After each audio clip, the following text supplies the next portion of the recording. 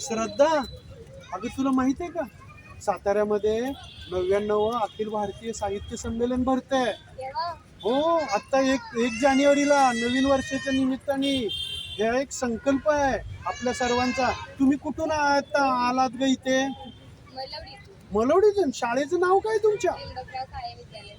Madam, तुम्ही ह्या सगळ्यांना घेऊन आलाय?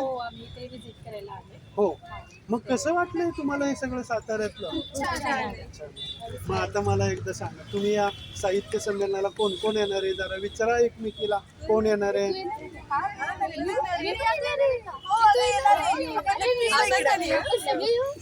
तुम्हाला माहित आहे ना, 1 जानेवारीला सकाळी 9 वाजल्यापासून 2-2, 1-1 तासाचं सत्र चालू आहे. आणि या ठिकाणी महाराष्ट्रातलीच नव्हे तर परदेशातले सुद्धा या ठिकाणी साहित्यिक येणार आहेत. नाट्य, नृत्य, गायन, वादन, ललित कलेच्या माध्यमातून 4 दिवस अगदी सातारकरांना नव्हे तर अख्ख्या महाराष्ट्राला ही एक पर्वणी देत आहेत. आणि तुम्हाला माहित आहेत का, या सगळ्या गोष्टीमध्ये जाणीवपूर्वक लक्ष देत आहेत ते म्हणजे आपले नामदार जे शिवेंद्र बाबा भोसले, जे बाबा म्हणतात त्यांना, शिवेंद्रराजे भोसले यांनी स्वतः लक्ष घातलंय. आणि विनोद कुलकर्णी म्हणून आपले जे पत्रकार आहेत आणि या क्षेत्रातले दिग्गज आहेत, या सर्वांनी या ठिकाणी खूप चांगलं काम करतायत.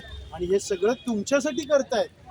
म्हणजे नवीन मुलांना या साहित्याची, मराठी क्षेत्रातली, मराठी माध्यमातून जे जे काय आपल्याला ज्ञान मिळतंय, या सगळ्या ज्ञानातून ही संकल्पना आपल्यापर्यंत रुजवण्याचा प्रयत्न केला आहे. अफाट खर्च केलेला आहे तो केवळ फक्त तुमच्या पिढीतल्या मुलांना या गोष्टीची आवड निर्माण होण्यासाठी. मग मला एकदा सांगा की तुम्ही कशा पद्धतीने येणार आहात, कधी येणार आहात, कसं ठरवलंय तुम्ही? येणार आहात, नक्की येणार आहात ना? तुम्ही सगळ्यांना सांगताय ना? बोलवा तुमच्या मैत्रिणींना इथं, बोलवा सगळ्यांना, या बोलवा इथे, बोलवा. आणि तुम्ही असं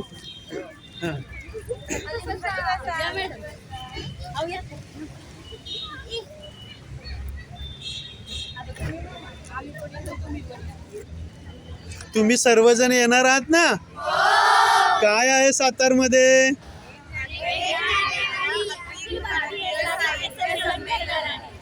वा वा वा वा, छान. मला खूप बरं वाटलं. नक्की येणार ना?